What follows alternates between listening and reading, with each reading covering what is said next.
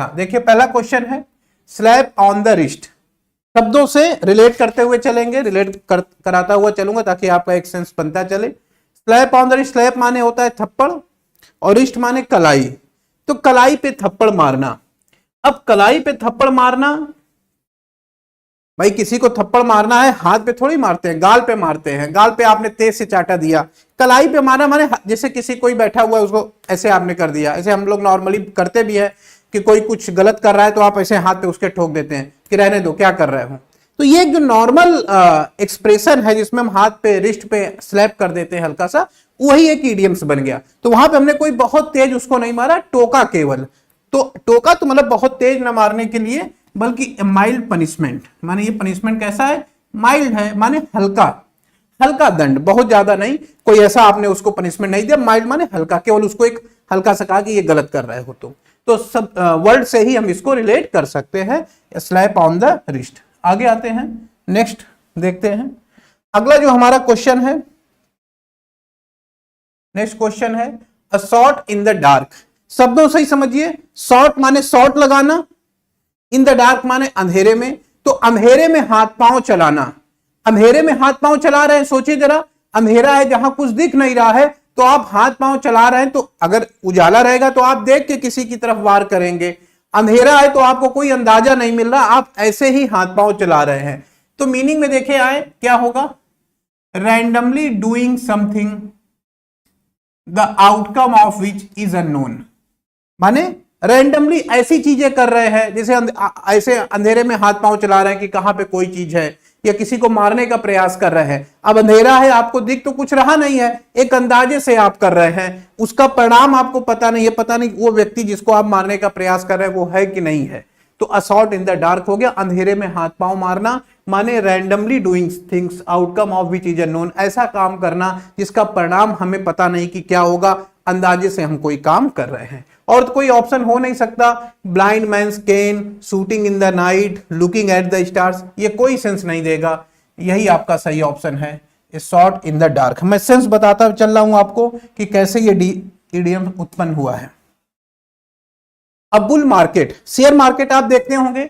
Share market में कभी कभी प्राइस ऊपर बढ़ता है, कभी कभी प्राइस नीचे जाता है। जब प्राइस ऊपर बढ़ता है तो वो बुल को दिखाता है, क्योंकि बुल सींग से ऊपर की तरफ उछालता है। ध्यान दीजिएगा, बुल जो है, बैल अपने सींग से आदमी को ऊपर की तरफ उछालता है या फेंकता है, और बियर जो भालू है वो हमेशा नीचे की तरफ वार करता है। तो ये बुल और बियर इस हिसाब से रखे गए हैं। तो बुल मार्केट का मतलब, बुल का मार्केट, बुल मार्केट जब होगा शेयर बाजार में तो वस्तुओं की कीमतें या जो शेयर मार्केट, शेयर्स की प्राइसेज हैं वो तेजी से बढ़ती हैं ऊपर की तरफ। ये market where prices are rising. और इसका अपोजिट, बुल मार्केट का अपोजिट हो जाएगा बियर मार्केट। इसमें जो प्राइसेज होते हैं वो क्या होंगे, डाउन होंगे। बुल मार्केट में प्राइस अप होगा, बियर मार्केट में प्राइस डाउन होता है। तो शेयर मार्केट अगर आप जान रहे होंगे तो ये चीजें बड़े कॉमन सा इडियम्स है, वहां पे बहुत टेक्निकल नहीं है। Take your eye off the ball. Take your eye off, off माने ऑन माने खोलना, ऑफ माने बंद करना। तो टेक योर आई ऑफ, अपनी आंख बंद कर लेना। मैंने अपनी आंख अगर बंद कर ली तो 2 मिनट के लिए ना तो कैमरा दिख रहा है ना आप लोग दिख रहे हैं मुझे, या आप अगर अपनी आंख बंद कर लेंगे तो मैं नहीं दिखाई दूंगा आपको। तो take your eye off the ball, ball माने गेंद जो आ रही थी उस पे से अपनी आंखें बंद कर लेना। तो बॉल को जो आप देख रहे थे, अपनी आंख अगर आपने बंद कर ली तो इसका मतलब कुछ देर आप उस पर ध्यान नहीं दे पाएंगे, कुछ समय के लिए।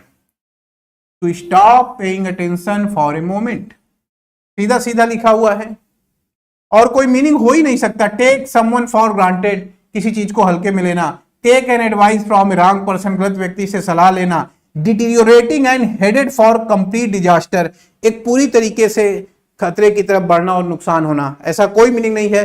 Take your eye off the ball, कोई गेंद है, भाई मान लीजिए आप फील्डिंग कर रहे हैं, 2 मिनट के लिए आपने अपनी आंख बंद कर ली, अब गेंद बैट्समैन ने कहां मारा आप नहीं देख पाए, तो to stop paying attention for a moment, कुछ समय के लिए ध्यान देना बंद कर देना। तो वही सेंस है कि भाई खेल हो रहा है, आपने अपनी आंख बंद कर ली, तो इसका मतलब जो बॉल पे आप निगाह रखे हुए थे किधर मारेगा, मैं फील्डिंग कर रहा हूं, कैच लेना इत्यादि रहेगा, लेकिन आपने आंख बंद कर ली, इसका मतलब ध्यान आप नहीं दे रहे हैं। आगे आइए, ए ऑप्शन होगा इसमें। Next, to seek in one's shoes, meaning वाले सेगमेंट में करा चुका हूं मैं इसको, और ये CHSL 2022 और सिलेक्शन ग्रेड जो अभी हुआ है उसके क्वेश्चंस हैं ये। और आपने देखा होगा कि ये क्वेश्चन हम लोग वोकैब वाले सेगमेंट में कर चुके हैं।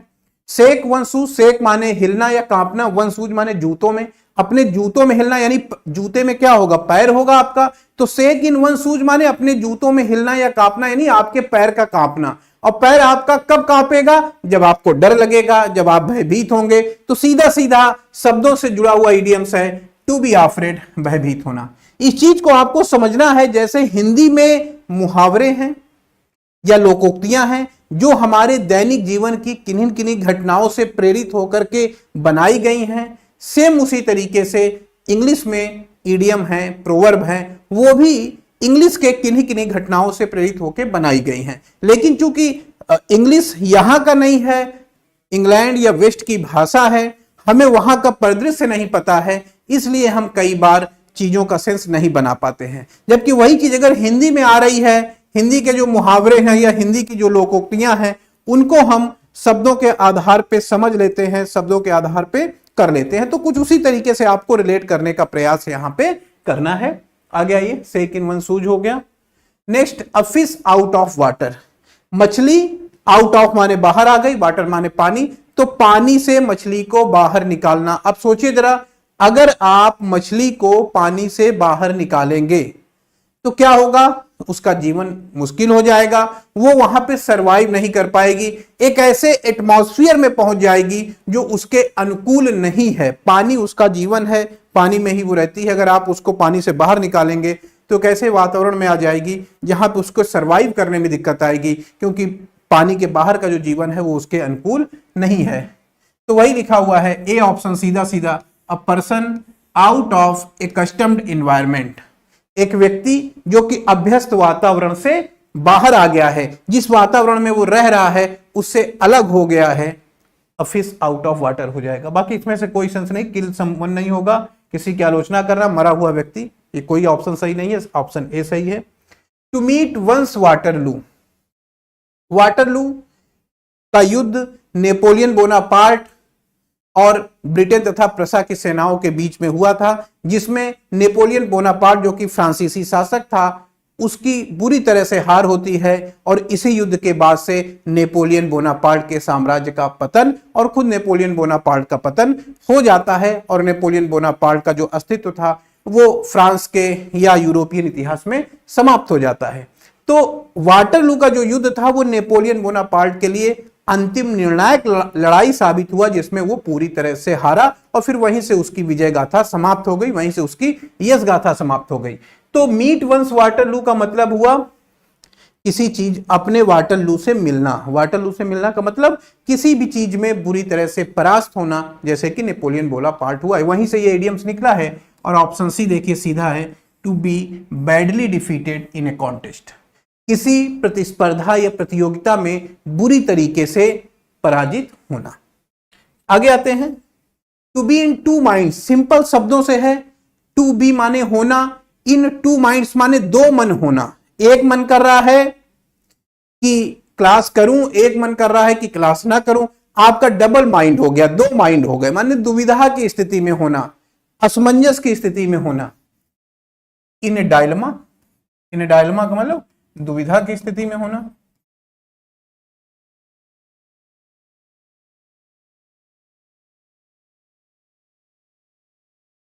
चलिए, इन डायलमा दुविधा की स्थिति में होना।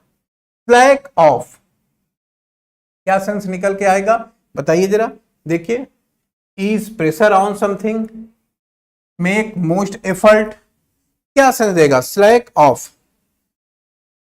स्लैक ऑफ, स्लैक का मतलब जो आप प्रयत्न कर रहे थे, प्रयास कर रहे थे, उसको ऑफ कर दिया है आपने, कम कर दिया है। कहने का मतलब जैसे आप एग्जाम में बहुत जोर शोर से जुड़े थे, लेकिन जैसे जैसे एग्जाम पास आया आपको लगा कि इस बार यार नहीं हो पाएगा, तो जो आप 10-10 घंटे तैयारी करते थे आपने डाउन कर दिया, आप 1 घंटे 2 घंटे पढ़ने लगे, हल्के हो गए, वो मेहनत नहीं कर रहे, उस ऊर्जा के साथ नहीं लग रहे हैं, ये क्या हुआ, स्लैक ऑफ हो गया। तो किसी काम को एनर्जी या जिस ऊर्जा या जिस ताकत के साथ आप कर रहे थे पहले, उसकी तुलना में कम ऊर्जा या कम ताकत के साथ करना, कम किसी चीज पे फोकस कर पाना, कम मेहनत करना किसी चीज पे। तो ऑप्शन ए सही ऑप्शन होगा, to ease pressure on something, माने किसी कार्य को कम उत्साह या मेहनत के साथ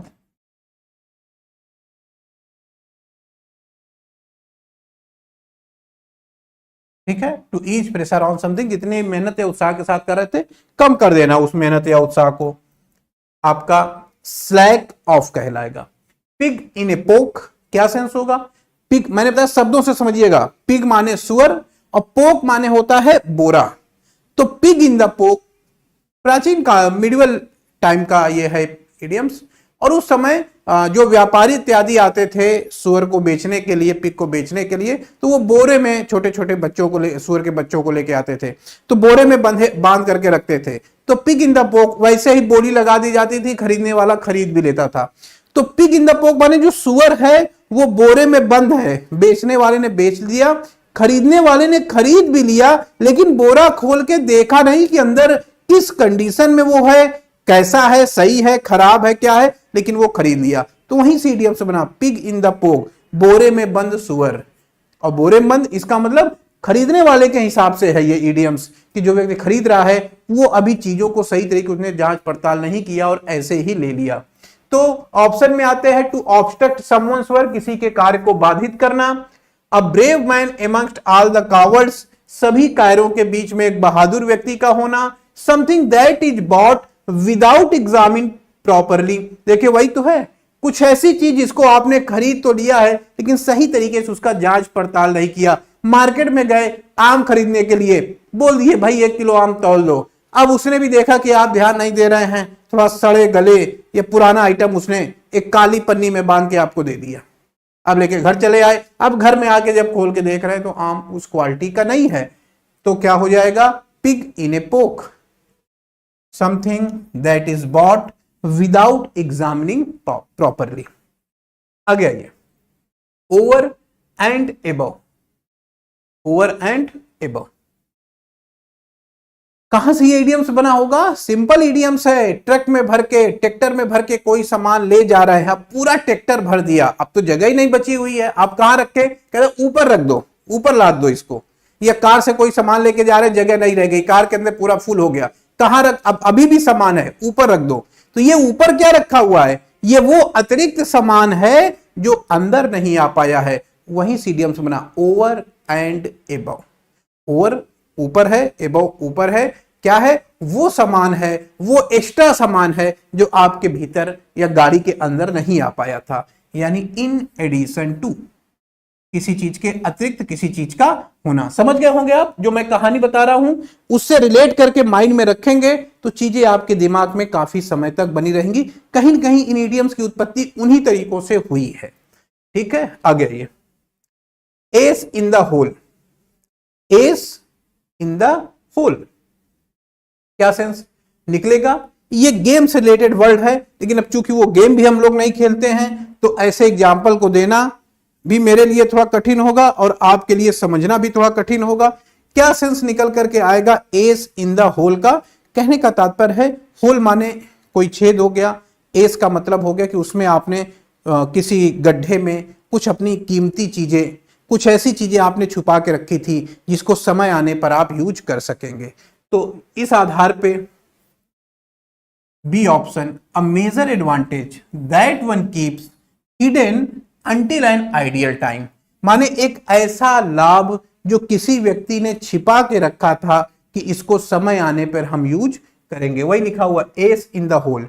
तो एस का मतलब आप कुछ भी समझ सकते हैं, कोई भी चीज, बंदूक आपने छिपा के रख दी थी कि भाई कभी विवाद होगा तो हम निकाल करके फायर कर देंगे, तो एस इन द होल हो गया। कुछ भी आप कल्पना कर लीजिए। खैर ये बना अलग है, ये गेम से रिलेटेड इडियम्स है, लेकिन चूंकि उस गेम को खेलते नहीं तो उसका सेंस समझना थोड़ा मुश्किल है। तो होल कार्ड होता है जिसको लोग रखते थे अपने पक्ष को बताने के लिए। तो एस इन द होल हमें यही समझना है कि होल में हमने कुछ छिपा के रखा है, किसी गड्ढे में, किसी छेद में कोई महत्वपूर्ण चीज छुपा के रखी है और जब जरूरत पड़ेगी तब हम उसको निकाल करके यूज कर देंगे। आगे आइए। Next, dead ringer. रिंगर जो वर्ड है उसका मतलब ही होता है किसी के समान होना, और डेड रिंगर वही शब्द देता है किसी के समान, किसी के जैसा दिखने वाला।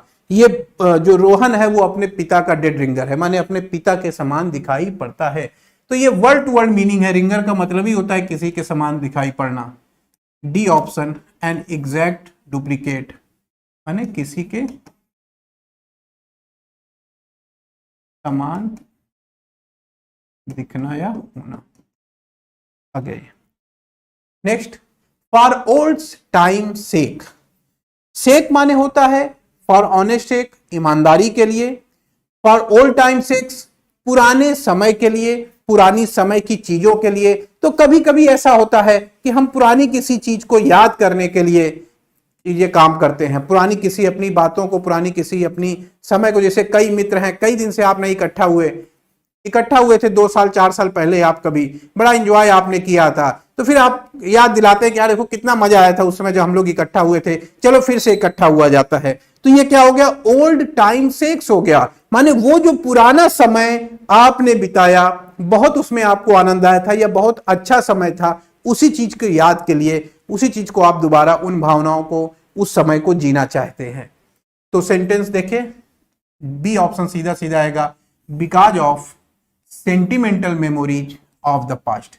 कोई काम इसलिए किस लिए आप कर रहे हैं, इस कारण से कर रहे हैं कि पास्ट की भावनात्मक यादें आपकी उससे जुड़ी हुई हैं। तो किसी काम को इसलिए करना कि पास्ट की जो कुछ अच्छी यादें हैं उसके साथ जुड़ी हुई हैं। मित्रों के साथ आप नए साल पे कहीं गंगा जी के किनारे या नदी के किनारे गए थे, खूब आपने एंजॉय किया था, फिर अब 1 साल बीत गया, अगला साल फिर आने वाला है, आपने मित्रों को फोन किया कि यार फॉर ओल्ड टाइम सेक, वो जो पुराना समय हमने अच्छे से बिताया था, चलो इस बार फिर से हम लोग चलेंगे गंगा जी के किनारे या नदी के किनारे, कुछ एंजॉय करेंगे। तो उस तरह से बना हुआ ये इडियम्स है, उसी भाव में इसको समझना है कि कोई काम इसलिए करना कि पास्ट की उसके साथ अच्छी यादें जुड़ी हुई है, और शब्दों से भी वही है, फॉर ओल्ड टाइम सेक, पुराने समय के अच्छी यादों को फिर से जीने के लिए। आगे next, to keep an eye on. शब्दों से ही समझेंगे, कीप माने रखना, आई माने अपनी निगाह को, ऑन माने पर किसी चीज पे निगाह रखना। क्या मतलब हुआ, जैसे गांव देहात में आप देखते होंगे सारा आइटम लगा हुआ है, बफर सिस्टम है और रसगुल्ला भी रखा हुआ है, तो वहां पे एक आदमी को अलग से खड़ा किया जाता है कि भाई रसगुल्ले पे निगाह रखो, कोई आदमी 2 3 4 बार ना लेके जाने पाए। शहरों में तो ऐसा नहीं है, कम ध्यान देते हैं, लेकिन ग्रामीण क्षेत्र में ज्यादा इस पे ध्यान दिया जाता है। नहीं तो पता लगा कि भाई आपने निमंत्रण दिया है और लोग बाकी खाना कम खा रहे हैं, रसगुल्ला ही ज्यादा खा रहे हैं। तो कीप एन आई ऑन, किसी चीज पे निगाह रखना, निगरानी रखना। क्या सेंस होगा, देखिए, टू वॉच ओवर क्लोजली, यही ऑप्शन बन जाएगा, टू वॉच ओवर क्लोजली, किसी चीज पर निगाह रखना। बी ऑप्शन तो होगा नहीं, to be able to understand everything, किसी चीज को समझना। To see someone in bad light, खराब रोशनी में देखना, किसी चीज से दूरी बना के रखना। तो ये बाकी ऑप्शन सही नहीं है, ए ऑप्शन आपका देखिए सीधा मैच कर रहा है उससे। आगे आते हैं, next, water under the bridge. अब शब्दों से देखें, वाटर माने पानी हो गया, अंडर माने नीचे, ब्रिज माने पुल हो गया, ठीक है। तो अब मान लीजिए पुल है, पुल के नीचे कभी पानी था, कभी पुल के नीचे भी पानी था, आज के डेट में वो पानी सूख चुका है, नहीं है, लेकिन लोग याद करते हैं अभी भी कि भाई कभी इस पुल के नीचे भी पानी हुआ करता था, इसीलिए ये पुल बनाया गया था ताकि इसके नीचे से जो पानी है उसके ऊपर से लोग जा सके। लेकिन आज वो पानी सूख चुका है, उसका कोई महत्व नहीं रह गया है, अब आप नीचे से भी जा सकते हैं पुल के नीचे से। तो यही लिखा हुआ है, anything from the past that is not significant or important anymore. कोई चीज जो कि पास्ट से जुड़ी हुई है लेकिन आज के समय में उसका महत्व नहीं रह गया है। वाटर अंडर द ब्रिज, पुल के नीचे का पानी, कभी पुल के नीचे का जो पानी था उसका बड़ा इंपॉर्टेंस था, पानी भर जाता था तो लोगों के इस पार से उस पार आने जाने में काफी दिक्कत होती थी, लेकिन अब चूंकि पुल बन गया है तो उस पानी का कोई इंपॉर्टेंस नहीं रह गया। इस तरीके से भी समझ सकते हैं, उस पानी का कोई इंपॉर्टेंस नहीं रह गया है, आदमी आराम से पुल के ऊपर से इस पार से उस पार निकल जाता है। तो कहीं से भी आप कैसा भी रिलेट कर सकते हैं इस शब्द को कि वाटर अंडर द ब्रिज माने कोई ऐसी चीज जिसका पहले काफी इंपॉर्टेंस था, उस पानी का बड़ा महत्व था। पानी भर जाने पे लोग इस पार से उस पार नहीं जा पाते थे, लेकिन जब से पुल बना है तब से इस पार से उस पार लोग पुल से चले जाते हैं। अब उस वाटर का जो कि ब्रिज के नीचे है कोई बहुत ज्यादा महत्व नहीं रह गया। पानी बढ़ रहा है, घट रहा है, लोगों को कोई फर्क नहीं पड़ता है, क्योंकि लोग पुल के माध्यम से इस पार से उस पार जा रहे हैं। आगे ये ग्रीन लाइट नॉर्मल ट्रैफिक से जुड़ा हुआ शब्द है। हम लोग जा रहे हैं कहीं से, सड़कों पे चौराहे पे आपने लाइट लगी हुई देखी होगी, green light, red light, yellow light, 3 तरह से लाइट होती है। तो ग्रीन लाइट अगर जल रही है तो वो क्या चीज है? ग्रीन लाइट क्या कहती है? ग्रीन लाइट जली, इसका मतलब आप अपनी गाड़ी को लेके आगे जाइए सीधा। To permit something to proceed, किसी को ये अनुमति देना कि वो आगे बढ़े। और ग्रीन लाइट जलती है तो गाड़ियां चल देती हैं, रेड लाइट जलती है तो रुक जाते हैं लोग। तो सीधा शब्दों से जुड़ा हुआ है, ट्रैफिक से जुड़ा हुआ इडियम से, कोई बहुत टेक्निकल नहीं है। आगे आइए next, all and sundry. All माने सभी लोग, सन्ड्री माने हुआ बिना किसी भेदभाव के। तो आप किसी ग्रामीण क्षेत्र में या कहीं पे रह रहे हैं या शहर में ही हैं, कहीं पर भी हैं, आपके घर में कोई फंक्शन है, आपने कहा सबको निमंत्रण देंगे, किसी को भी नहीं छोड़ेंगे, कोई भेदभाव नहीं करेंगे कि इनको देना है इनको नहीं देना है। तो क्या हुआ? सभी को आपने एक तरफ से इनविटेशन दिया, ऑल एंड सन्ड्री, हर व्यक्ति को बिना किसी भेदभाव के, सभी लोगों को। तो ऑप्शन हो जाएगा ए, एवरीवन विदाउट डिस्टिंक्शन, बिना किसी भेदभाव के हर एक व्यक्ति को। ठीक है, समझ गए होंगे आप। आगे बढ़ते हैं नेक्स्ट, सी चेंज। सी चेंज माने, सी माने समुद्र, चेंज माने बदलाव, समुद्र में बदलाव आना। अब आप सोच सकते हैं, समुद्र जिसका आकार इतना बड़ा है, जो अपने आप में काफी विशाल है, उसमें परिवर्तन अगर आ रहा है तो ये कोई नाला नहीं है कि हल्का सा पानी बढ़ा और उसमें बदलाव आ गया, पानी ज्यादा हो गया। नदी ये छोटा सा नाला है, उसमें तो थोड़ा सा भी बारिश होगी पानी भर जाएगा या पानी ज्यादा हो जाएगा। लेकिन समुद्र में अगर बदलाव हो रहा है तो इसका मतलब ये बदलाव बहुत महत्वपूर्ण है, इसे हल्के में हमें नहीं लेना चाहिए। यानी ये ट्रांसफॉर्मेशन जो है, ये रूपांतरण जो है, वो मेजर है, काफी बड़ा है। ठीक है, आगे आइए। शब्दों से ही जुड़ा, wear your heart on your sleeve. फिर शब्दों से ही जोड़ते हैं। मैं आपको सबको एक स्टोरी से जोड़ दे रहा हूं, ताकि अगर एक बार आप सुने और एक बार आप अपने माइंड में इसको रखें तो कभी भी ये इडियम्स आएगा तो आप करने में इसको सक्षम हो पाएंगे। क्या कह रहा है? Wear your heart on your sleeve. समझिए जरा, वियर माने पहनना होता है, आप जान रहे हैं। योर हर्ट माने अपने हृदय को, हृदय यहां पर है। अब हृदय को कहां पहनना? स्लीव में, बाजू में। अपने हृदय को बाजू में पहन लेना। कहने का तात्पर्य यह है कि अगर हम हृदय को बाजू में पहनेंगे, ये जो अंदर था वो यहां आ जाएगा, यहां आएगा तो सबको दिखाई पड़ने लगेगा। अभी तक भीतर था, कोई देख नहीं पा रहा था कि हमारे अंदर क्या चल रहा है। और अगर हमने हृदय को अपने बाहर रख दिया तो हर आदमी को समझ में आ जाएगा कि हमारे मन में क्या चल रहा है। कहने का मतलब, wear your heart on your sleeve, अपने हृदय को बाहर पहन लेना। इसका मतलब अपने मन की भावनाओं को सबको बता देना। कोई भी आदमी देख करके समझ जाएगा कि आपके मन में क्या चल रहा है। तो ऑप्शन डी होगा, to openly display one's emotion, अपनी भावनाओं को खुल करके व्यक्त कर देना।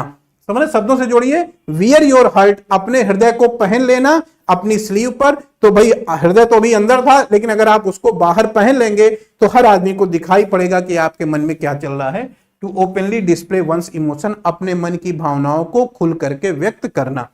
ठीक है, आगे आइए। टू ट्विडल वंस थंब, अपना अंगूठा ऐसे ऐसे घुमाते रहना, अंगूठा चूसना, कुछ भी कह सकते हैं आप। अब बैठे बैठे अंगूठा घुमा रहे हैं, अंगूठा चूस रहे हैं, इसका मतलब कोई काम धाम आपके पास नहीं है, खाली बैठे हुए हैं, टाइम पास कर रहे हैं। यही तो सेंस हुआ। ट्विडल वंस थंब, अपना अंगूठा घुमाना, अपने अंगूठे को चूसना, अपना अंगूठा बाल में फेरना, यानी अपने समय को बिताना, कोई महत्वपूर्ण काम ना करना। वहीं से ये इडियम्स बना। कोई व्यक्ति जो बैठे बैठे ऐसे अंगूठा घुमा रहा है, कुछ काम नहीं कर रहा था, चूस रहा था अंगूठा, तो लोगों ने देखा और कहा भाई कुछ काम नहीं है इसके पास, सुस्त है, आलसी टाइप का आदमी है। कौन सा ऑप्शन होगा? बी, टू बी आइडल, मतलब सुस्त बने रहना या आलसी बने रहना।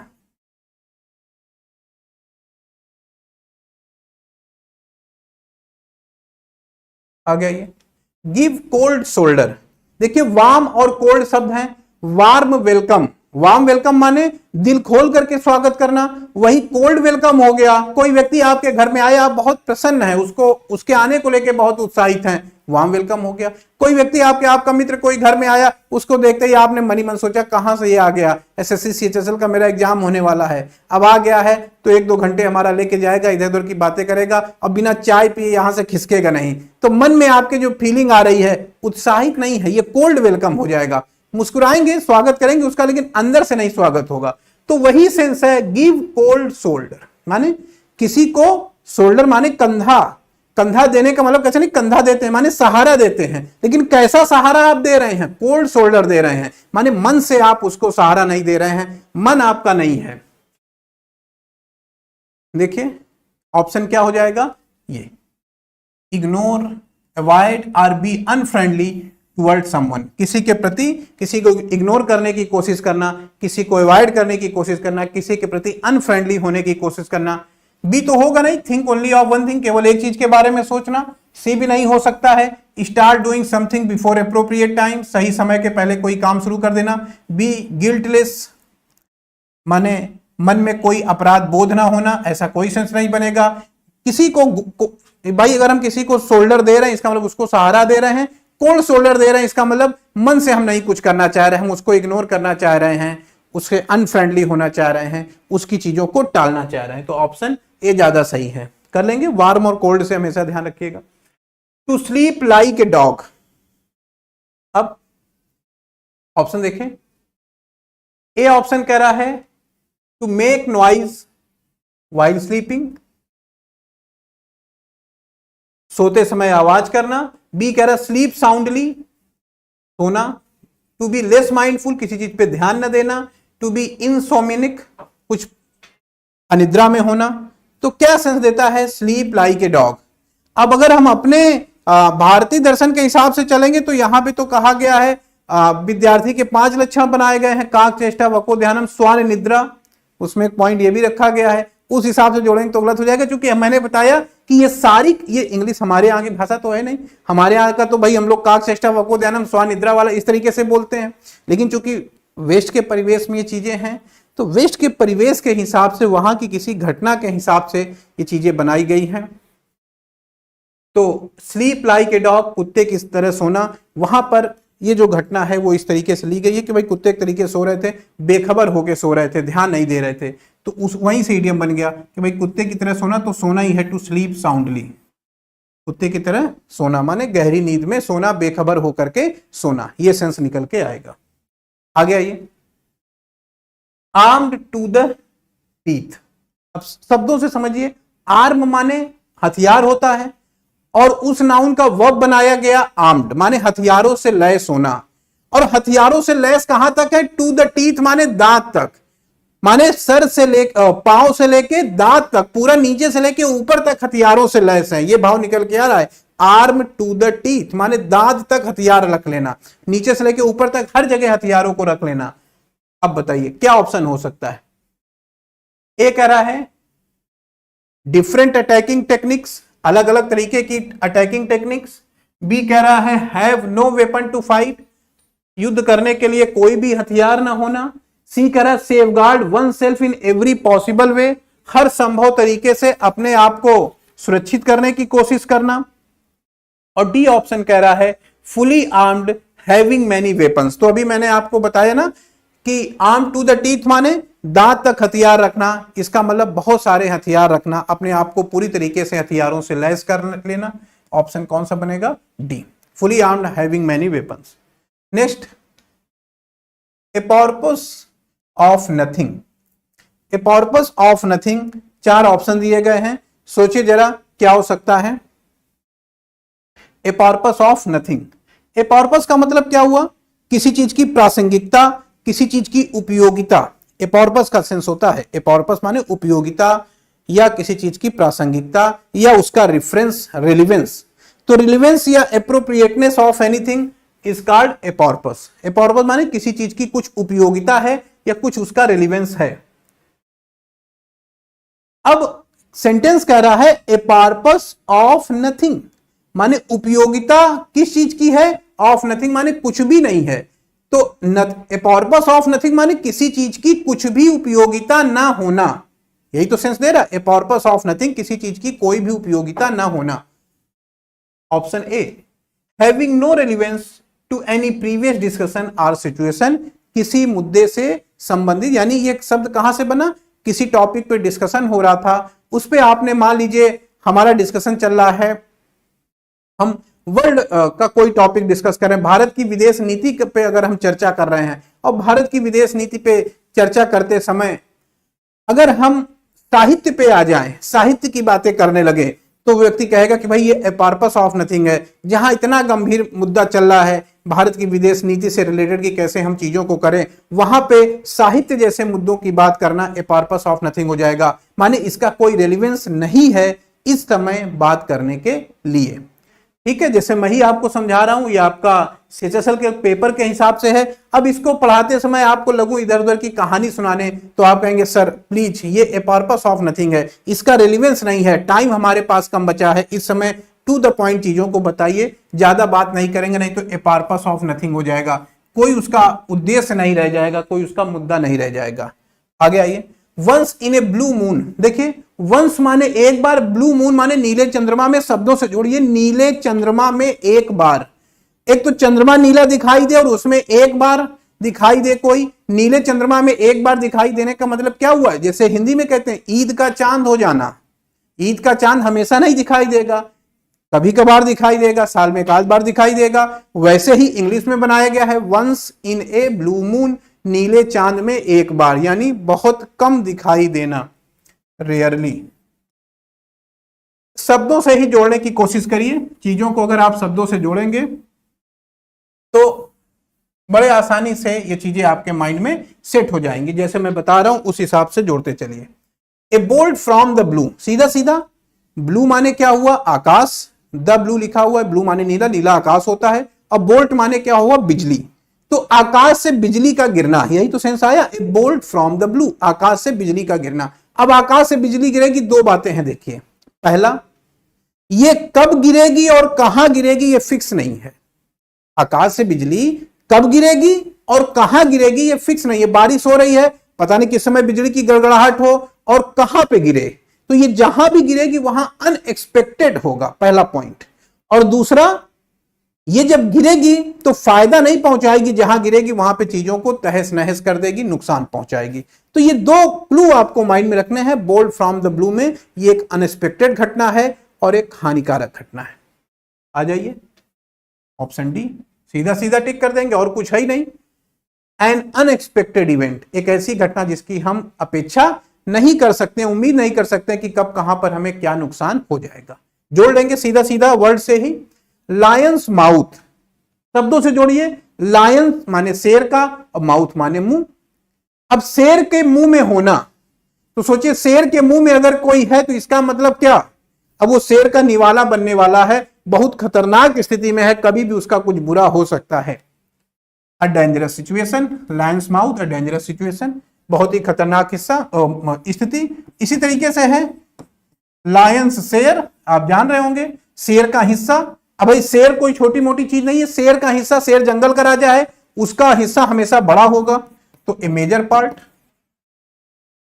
Major part of something. तो शब्दों से ही अगर हम चीजों को जोड़ेंगे तो ज्यादा आसानी से चीजें हमारे माइंड में रहेंगी और हम कर भी सकेंगे। एट डैगर्स ड्रॉन, क्या सेंस निकलेगा, डैगर माने क्या हुआ, डैगर माने चाकू या खंजर, खंजर या चाकू, नाइफ, तो खंजर को या चाकू को हम डैगर कहते हैं, और ड्रान जो है वर्ब है ड्रा की, DRAW, ड्रा, ड्रा की सेकेंड फॉर्म है ड्रू और थर्ड फॉर्म है ड्रान, ड्रा ड्रू ड्रान। अब इसको रिलेट करते हैं, एट डैगर्स ड्रॉन, डैगर माने चाकू, और डैगर नहीं है डैगर्स है, माने चाकू एक नहीं है, एक से ज्यादा है, माने दो लोग हैं, तीन लोग हैं, और उन्होंने क्या किया, डैगर्स माने खंजर को, ड्रा माने निकाल लिया। तो दो लोग अगर खंजर निकाल रहे हैं तो प्रेम करने के लिए थोड़ी निकाल रहे हैं, आपस में विवाद हुआ होगा, मारपीट हुई होगी, तो दोनों ने चाकू निकाल लिया, खंजर निकाल लिया एक दूसरे पर हमला करने के लिए। तो वहां से ये प्राचीन काल के टाइम से ये इडियम्स पैदा हुआ, एट डैगर्स ड्रॉन विथ, किसी के साथ दोनों लोगों का खंजर निकाल लेना, यानी टू हेल्प समवन, नहीं मदद तो नहीं करेंगे, लोवेस्ट एस्टिमेट नहीं, C option, to be bitterly hostile towards each other, एक दूसरे से बहुत ही ज्यादा शत्रुता की भावना होना, यही तो है बिटरली होस्टाइल। होस्टाइल माने शत्रुता की भावना, बिटरली माने बहुत ज्यादा, तो एक दूसरे के प्रति बहुत ज्यादा शत्रुता की भावना होना। एट डैगर्स ड्रॉन विथ, जोड़ लेंगे खंजर को निकालना। तो ये कीवर्ड्स मैं बता रहा हूं, आप लिख लीजिएगा, ये क्लास को एक एक पॉइंट तो आपके माइंड में रहेगी, या उसको माइंड में सेट करिए, शब्दों का मीनिंग बस ध्यान रखेंगे जिस हिसाब से मैं बता रहा हूं, तो ये जितने इडियम्स हैं आपको याद रहेंगे। आगे आइए अगला, और ये सब अभी CHSL और सिलेक्शन ग्रेड के क्वेश्चन है जो अभी हाल में हुए हैं, तो इसलिए मैंने सोचा किसी का एक रिवाइज करा दूं आपको। नेक ऑफ द वुड्स, ये इडियम्स पैदा हुआ जब पश्चिम में बहुत तेजी से औद्योगिकरण और शहरीकरण की शुरुआत हुई। तो जब औद्योगिकरण और शहरीकरण की शुरुआत हुई तो बड़े बड़े कंक्रीट के मकान बनने लगे, गांव और जंगलों से लोग दूर होने लगे। तो उस समय जो तमाम प्रॉपर्टी डीलर थे वो एक प्लान लेके आए कि भाई आप शहरों की जिंदगी से अगर परेशान हैं तो आपके लिए एक बढ़िया हमने योजना बनाई है, आपके लिए एक बढ़िया फार्म हाउस हम बना रहे हैं, और ये फार्म हाउस शहर में नहीं होगा, शहर में तो आप रह ही रहे हैं, ये नेक ऑफ द वुड है। माने नेक माने क्या हुआ, गर्दन, और वुड माने जंगल, तो जंगल की गर्दन है, मतलब जैसे ये जंगल है पूरा, तो अब ये जंगल, अब मान लीजिए अगर किसी व्यक्ति का शरीर ये जंगल माने तो जंगल की गर्दन हो गई, ये चीज है, ये जंगल की गर्दन है। इसका मतलब जंगल तो आगे है, आगे जंगल है, ये यहीं शुरू में ही पड़ेगा। आपका घर यहां पे है, आप अपने घर से चलेंगे तो नहीं जंगल के अंदर जाना है कहीं आप डर जाए, नहीं, जंगल की गर्दन है, आपके घर से आप चलेंगे तो पास में जहां से शहर खत्म होगा और हमारा जंगल शुरू होगा वहीं पे है, यानी नेक ऑफ द वुड, ऐसे इडियम से बना है ये। नेक ऑफ द वुड माने जंगल की गर्दन होना, जंगल आगे है पूरा, गर्दन किनारे की तरफ है, तो आप अपने घर से निकलेंगे, शहर से निकलेंगे, और जंगल आपको, शहर और जंगल के बीच वाला जो पोर्शन है जहां से शहर खत्म होगा और जंगल शुरू होगा, तो वहीं शुरू में ही आपका फार्म हाउस है, आप वहां पे लेकर के चीजों का आनंद ले सकते हैं। तो ये आपके घर से दूर नहीं है, पास में है, neighbourhoods. Neck of the woods माने नेबरहुड, आपके पड़ोस में, जंगल में अंदर नहीं है, ये जंगल की गर्दन है, बाहर की तरफ ही है, आपके पड़ोस में है, आपके घर से, शहर से पास में है। ठीक है, जैसे देखते होंगे आज भी प्रॉपर्टी डीलर प्रचार करते होंगे ये फार्म हाउस आपके घर से मात्र 40 किलोमीटर की दूरी पर, मात्र 50 किलोमीटर की दूरी पे, तो ये दर्शाना चाहते हैं कि आपके घर से बहुत दूर नहीं है, करीब में ही है। आगे आइए नेक्स्ट, जीरो टॉलरेंस, आपने सुना होगा, ये हमारे राजनीति का शब्द है, अक्सर कहा जाता रहता है कि भाई आतंकवाद के प्रति हम जीरो टॉलरेंस की पॉलिसी रखते हैं। जीरो टॉलरेंस, टॉलरेंस माने सहन करना, और जीरो माने जीरो, जीरो सहन करेंगे, यानी किसी चीज को हम बिल्कुल भी बर्दाश्त नहीं करेंगे, शब्दों से ही बना हुआ इडियम्स है। जीरो टॉलरेंस, किसी चीज को बिल्कुल भी बर्दाश्त न करना। और riding in the front of passenger detect someone in the group to escape, and ये देखिए ऑप्शन ए सही है। A policy of not allowing any violation of a rule और लॉ, माने किसी भी नियम या कानून के उल्लंघन को बिल्कुल भी बर्दाश्त नहीं किया जाएगा, जीरो टॉलरेंस की पॉलिसी है ये। माने किसी भी नियम या कानून के उल्लंघन को बिल्कुल बर्दाश्त नहीं करेंगे, उसके प्रति, जैसे मान लीजिए विमेंस की चीजें हैं, या आतंकवाद की चीजें हैं, या नक्सलवाद की चीजें हैं, और कहा गया कि इनको बिल्कुल भी बर्दाश्त नहीं किया जाएगा, तो ये जीरो टॉलरेंस हो जाएगा। ठीक है, आगे आते हैं नेक्स्ट, अगला क्वेश्चन देखते हैं। अगला क्वेश्चन है to bridge the gap. Gap है, सीधा शब्दों से जोड़िए, गैप है किसी चीज के बीच में, और गैप पे ये जैसे मान लीजिए ऐसा था, यहां पे था, अब यहां पे था, अब ये बीच में ये है,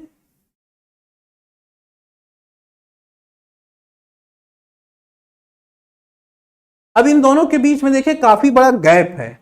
अब क्या किया गया, इस गैप पे ब्रिज बना दिया गया, एक पुल बना दिया गया, ब्रिज द गैप। तो इस पे गैप बना, ब्रिज बना दिया गया, तो उस ब्रिज ने क्या किया, इस गैप को भर दिया। तो सिंपल सा इडियम से ब्रिज द गैप, गैप को भर देना, गैप को जोड़ देना, दो चीजों के बीच में जो डिफरेंस था उसको समाप्त कर देना, ब्रिज द गैप। गैप को खत्म करना या अंतर को समाप्त करना, option B. To reduce differences and reconcile, मतभेदों को कम करना और सुलह समझौता कराना, ब्रिज द गैप, दो चीजों के बीच में जो गैप है उसको भर देना, या जो लोगों के बीच में मतभेद था उसे समाप्त कर देना। आगे आइए, next question, bite the dust. Bite माने काटना हुआ और डस्ट माने धूल।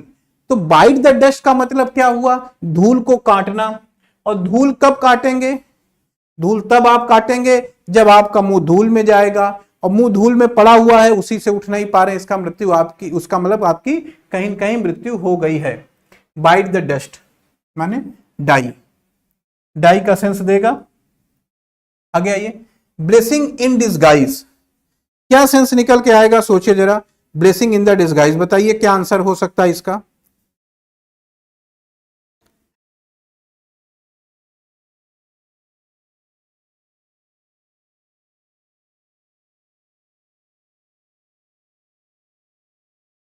ब्लेसिंग इन डिसगाइज का क्या सेंस होगा, सिंपल शब्दों से जोड़िए, मैंने कई बार बताया आपको। ब्लेसिंग का मतलब हुआ आशीर्वाद, कोई अच्छी चीज। इन डिसगाइज, डिसगाइज माने धोखा, छल, कपट, भ्रम इत्यादि। तो देखिए, डिसगाइज एक निगेटिव वर्ड है और ब्लेसिंग एक पॉजिटिव वर्ड है, समझिएगा। डिसगाइज एक निगेटिव वर्ड है और ब्लेसिंग एक पॉजिटिव वर्ड है। तो सेंटेंस कह रहा है कि blessing in disguise, blessing in disguise माने ब्लेसिंग माने अच्छी चीज होना, इन माने में, डिसगाइज माने धोखा, छल या खराब वस्तु।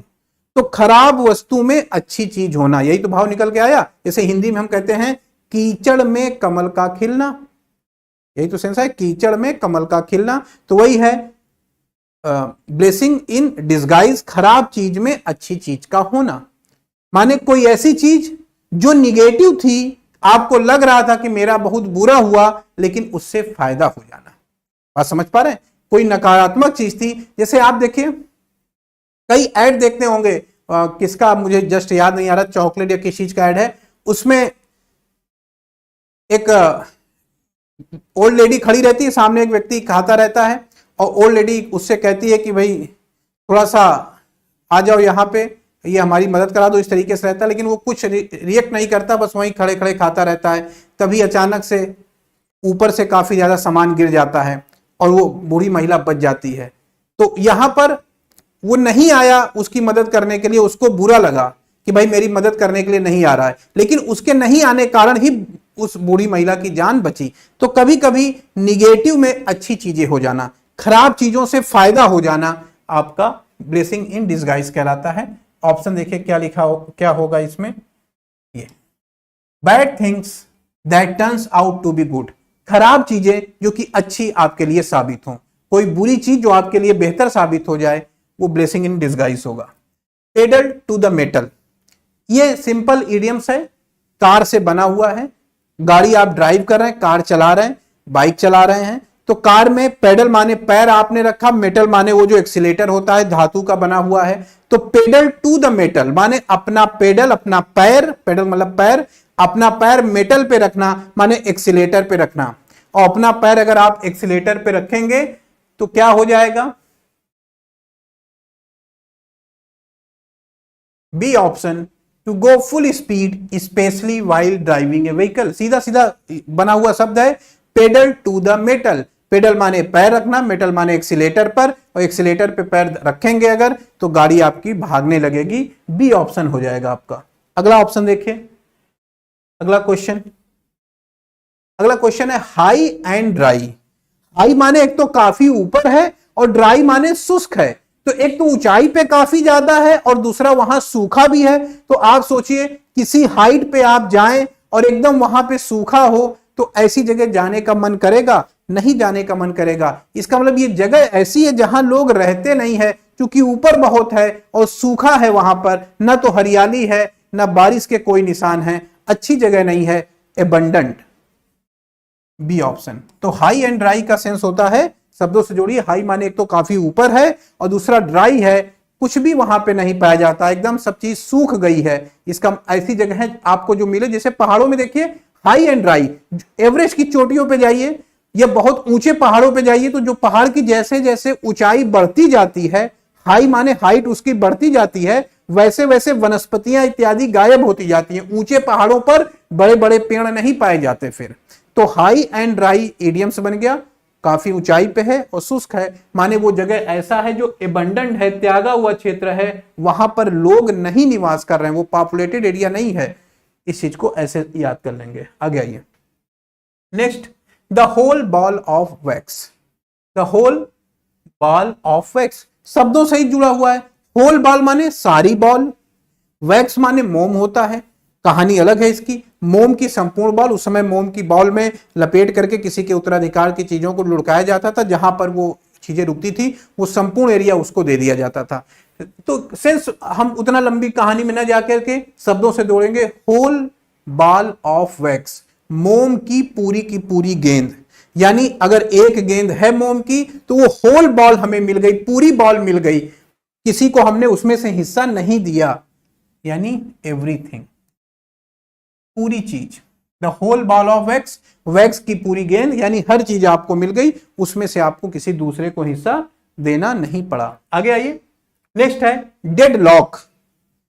अब लॉक का मतलब लॉक होता है, ताला हो गया, और डेड माने ऐसा ताला जो कि एकदम डेड है, खुल ही नहीं रहा है, माने कोई भी ऐसी स्थिति जहां पे एकदम गतिरोध हो जाए, लॉक हो जाए, कहीं पे जाम लग गया हो, ऐसा जाम लग गया या पेड़ गिर गया तो एकदम लॉक हो गया, तो ये डेड लॉक, एक ऐसा लॉक जो डेड हो माने अंत कर दे, सारी चीजों को रोक दे।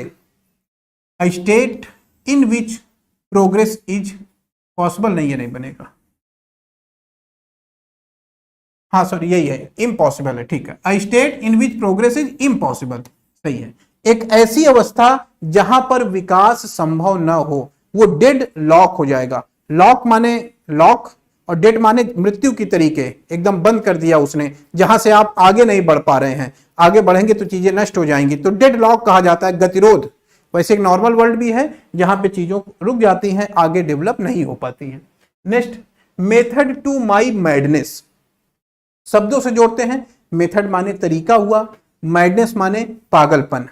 किसी काम को करने को लेकर के अगर आपका पागलपन है तो उस पागल माने आप इतना ज्यादा उत्साहित हैं किसी काम को करने को लेकर के, इतना ज्यादा उत्साहित हैं किसी काम को करने को लेकर के कि आपका तरीका उस काम को करने में एक पागलपन की तरीके है, पागलों की तरीके आप व्यवहार कर रहे हैं या काम कर रहे हैं, लेकिन पागलों की तरीके काम या व्यवहार करने से भी आपको कोई फायदा हो जाता है, कोई तरीका आप ढूंढ निकालते हैं। जैसे आपने देखा होगा बहुत सारे एडिसन है, बताया जाता है कि एडिसन जब छोटे थे तो वो किसी चीज की खोज कर रहे थे, तो जहां पर मुर्गी इत्यादि के बच्चे रखे थे, उनकी माँ से उन्होंने पूछा कि भाई ये अंडे क्यों है, मुर्गी क्यों अंडे बैठी, तो अरे भाई अंडे पिछले बैठ रही ताकि जो अंडा है वो धीरे धीरे बच्चे में कन्वर्ट हो जाए। तो उसने कहा अच्छा, तो इसका मतलब मैं भी अगर इस अंडे पे बैठूंगा, उसने ऐसा सोचा कि मैं भी इस अंडे पे बैठूंगा तो हो सकता है ये भी अंडे से मुर्गी बन जाए, और वो अंडे पे बैठ गया। जब अंडे पे बैठा तो अंडा फूट गया, फिर मुर्गी नहीं निकल पाई। तो ये इस तरीके से वैज्ञानिक का जो मस्तिष्क होता है वो तमाम पागलपूर्ण हरकतें करता है, तमाम ऐसी ऐसी हरकतें करता है, लेकिन उन्हीं पागलपूर्ण हरकतों में से, जैसे एडिसन है 1000 एक्सपेरिमेंट किए, तमाम पागलपूर्ण हरकतें की, लेकिन उसी हरकत से उसने कोई एक ऐसा मेथड निकाला जो आगे चल के लाभदायी साबित हुआ। तो यहां पे देखिए, स्ट्रेंज और क्रेजी एक्शन, ऐसे कार्य जो आपको पागलपन से भरे हुए लगेंगे, विचित्र लगेंगे। दैट अपीयर मीनिंगलेस, आपको लगेगा कि आदमी क्यों ऐसा काम कर रहा है, ये तो बेकार का काम है, लेकिन in the end are done for a good reason, लेकिन अंत में वो चीज एक बेहतर कार्य के लिए, एक बेहतर उद्देश्य के लिए की जा रही है। तो कई बार जो हमारी वैज्ञानिक खोजें हुई हैं, उन खोजों को करने में वैज्ञानिकों ने बहुत सारे तरीके अपनाए, और लोगों को लगा कि ये तरीका एडिसन का, जैसे मैंने आपको उदाहरण दिया कि हजारों प्रयोग उसने किए, लोगों को लगा कि भाई ये प्रयोग बेकार में कर रहा है, इससे कुछ नहीं होने वाला है, लेकिन अंत में जाकर के वो सफल हुआ, एक उद्देश्य को लेकर के चला था। तो वही सेंस देता है मेथड टू माई मैडनेस। आगे आइए।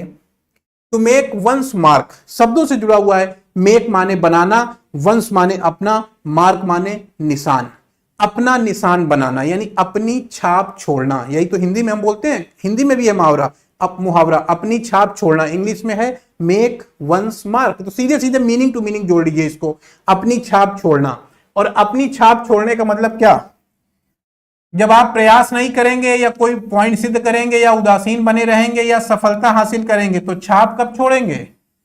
छाप तब छोड़ेंगे जब आप सफलता अर्जित करेंगे। किसी भी क्षेत्र में आप सफल होंगे तो आपने उस क्षेत्र में अपनी छाप छोड़ी है, अन्य लोग उसको फॉलो करेंगे। आगे आइए, नेक्स्ट क्वेश्चन, ले समवन बाय द हील्स। ले माने ले जाना, समवन माने किसी व्यक्ति को, हील्स बाय द हील माने उसके हील पकड़ के यानी पैर पकड़ के। तो किसी को पैर पकड़ के घसीटते हुए ले जाना, तो पैर पकड़ के घसीटते हुए किसी को ले जाएंगे तो उसकी आरती उतारने तो ले नहीं जा रहे हैं, कहां लेके जा सकते हैं अगर पैर पकड़ते हुए हम लेके जा रहे हैं? तो जाहिर सी बात है A option, to confine somebody in prison. वहीं से ये इडियम बना कि जो चोर उचक्के या गलत कार्य करने वाले लोग थे उनको पकड़ करके घसीटते हुए जेल इत्यादि में डाल दिया जाता था। तो वहां से ये इडियम्स निकला कि ले समवन बाय द हिल्स, पैर पकड़ के किसी को घसीट के ले जाना यानी किसी आदमी को जेल में डालना। इस हिसाब से ये इडियम्स देखेंगे हम लोग। अगला, have people rolling in the एसल्स।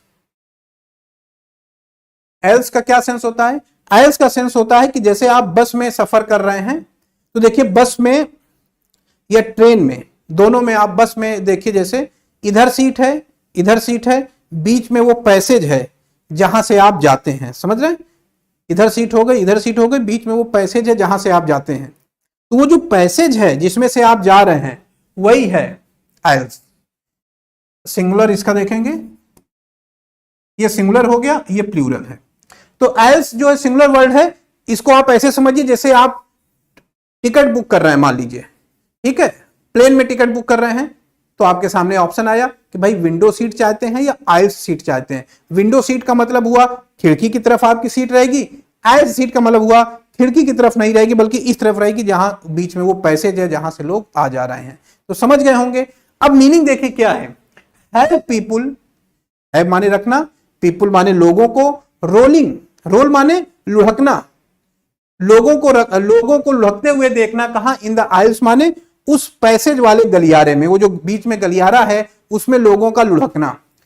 ये कई जगह यूज हो सकता है। कोई माने कोई ऐसे इधर उधर कुर्सी रखी हुई है, स्टेज है, बीच से जो जाने का रास्ता है, तो लोगों का लुढ़कना। ये इडियम्स कहां से बना? कभी कोई व्यक्ति शो इत्यादि चल रहा था, नाटक चल रहा था, दोनों तरफ सीटें हैं, बीच में वो गैलरी टाइप की रहती है और नाटक में या शो में, कॉमेडी शो में उसकी कॉमेडी को देख के लोग हंसने लगे और इतना हंसने लगे कि अनकंट्रोल हो गए और लुढ़क लुढ़क करके वो जो बगल वाली अपनी सीट के बगल में गिरने लगे बहुत तेज हंस करके।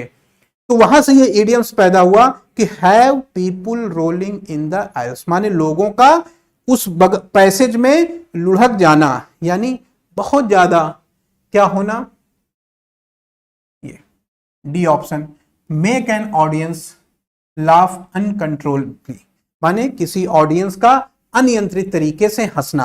मैंने बताया कि वहीं से इडियम्स बना हुआ है ये कि कोई नाटक चल रहा था, उस नाटक में जब कॉमेडी होने लगी, इतना हंसी आई लोगों की, लोग अपनी सीट से बगल में जो आइल्स था वहां गिरने लगे, माने जो रास्ता था हंस हंस करके गिरने लगे। तो वहां से इडियम्स बन गया कि have people rolling in the aisles, make an audience laugh uncontrollably. आगे आइए, नेक्स्ट क्वेश्चन देखते हैं। इन द फ्लेश, फ्लेश माने क्या हुआ? फ्लेश माने मांस, इन माने में मांस में होना। जैसे किसी की बॉडी है, आत्मा है, उसमें मांस नहीं है, वो विचारों के स्तर पर है, लेकिन अगर वही जब शरीर को धारण करती है तो इन द फ्लेश हो जाता है। तो इन द फ्लेश का मतलब हुआ मांस में होना। मांस का मतलब वो चीज जो विचारों के स्तर पर है उसका मांस धारण कर लेना। मांस माने भौतिक रूप धारण कर लेना। अभी केवल विचारों के रूप में थी, अब उसने एक भौतिक शरीर धारण कर लिया, इन द फ्लेश हो गई, माने मांस इत्यादि उसके अंदर आ गई है। इसका मतलब इन बॉडली फॉर्म, इन बॉडली फॉर्म, बॉडी माने शरीर के स्वरूप में होना, इन द फ्लेश माने शरीर धारण करना, शरीर धारण करना, मतलब वो चीज जो अभी कल्पना में थी, विचारों में थी, वो अब एक स्वरूप में आ जाती है। आपके मन में प्लान है कि मैं एक दुकान खोलूंगा, आपने दुकान खोल दी, इन द फ्लेश हो जाएगा। आगे आइए, next, piece of cake. Piece of cake का क्या मतलब हुआ? केक का एक टुकड़ा उठाइए, खाइए, पता नहीं चलेगा कब गल गया, वही तो है पीस ऑफ केक। कहते हैं ये पीस ऑफ केक है, केक का एक टुकड़ा है, ऐसे लेंगे खाएंगे और पता ही नहीं चलेगा। इसका मतलब कोई ऐसा काम है जिसमें कुछ करना नहीं है, एसएससी का एग्जाम थोड़ी है, पीस ऑफ केक है, सिंपल चीज है, उठाया और खाया। सोने में क्या करना भाई, क्या टाइम, सोना तो पीस ऑफ केक है। मोबाइल चलाना पीस ऑफ केक है, उठाइए मोबाइल, देखते रहिए रील्स, शॉर्ट्स, तमाम इधर उधर की चीजें, पीस ऑफ केक हो जाएगा। Something which is very simple, जो चीज बहुत आसान है। Last, to breach the tape. Breach the tape, simple कल्पना करिए, आपने दौड़ते हुए लोगों को देखा होगा, रनर को, और रनर दौड़ता हुआ कैसे जाता है, आप कल्पना करिए, एक ऐसे रस्सी लगी रहती है जिसको हम टेप कह रहे हैं, एक टेप लगा रहता है, सब लोग दौड़ रहे हैं और दौड़ते हुए वो जाता है, उसमें माने जो फर्स्ट रहता है वो उस रस्सी को या टेप को लड़ते हुए उससे आगे निकल जाता है। तो ब्रीच माने वही, वो उसका जो सीना है वो टेप में टकरा गया। तो ब्रीच द टेप माने टेप में सीने का टकराना। किसका टकराएगा? जो सबसे पहले जाएगा, जो पीछे है उससे थोड़ी टकराएगा, क्योंकि जब इसका सीना टकराएगा तो वो टेप गिर जाएगा। तो यहां पे ऑप्शन, वहीं से ये इडियम्स निकला है, टू विन ए रेस, कोई रेस जीतना। याद करिए तुरंत, उस रेस में कभी आपने देखा होगा सामने एक रस्सी है, टेप टाइप का है, और दौड़ता हुआ आदमी जा रहा है, उस रस्सी को क्रॉस कर जाता है, तो वो रस्सी उसके सीने पे लगती है और वो दौड़ता हुआ आगे निकल जाता है। वही फर्स्ट आया है कि वो सबसे पहले वही वहां पे पहुंचा है, विन ए रेस। कर लेंगे।